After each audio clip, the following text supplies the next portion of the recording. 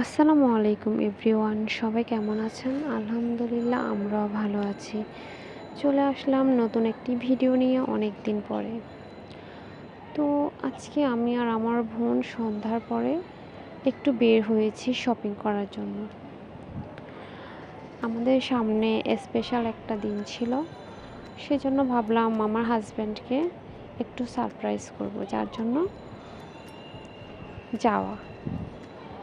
তো আমার হাজব্যান্ড কিন্তু জানে না আমরা যে শপিংয়ে গেলাম। উনি তখন অফিসে ছিলেন। বাসায় এসে আমারে ফোন দিয়েছিল।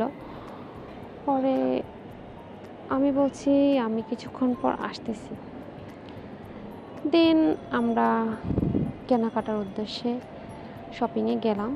আশেপাশের শপেই গেলাম, বেশি দূরে যাই নাই, কারণ আমাদের হাতে সময় খুব কম ছিল।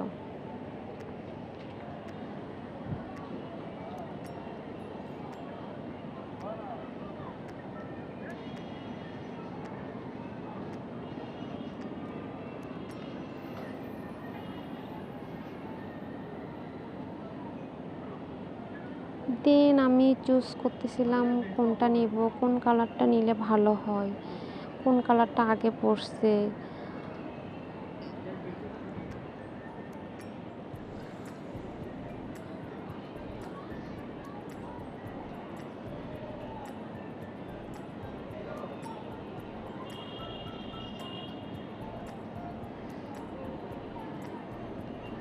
মন চাইতেছে সবই নিয়ে ফেলি, কিন্তু আমরা তো মধ্যবিত্ত, চাইলেও সব তো নেওয়া সম্ভব না।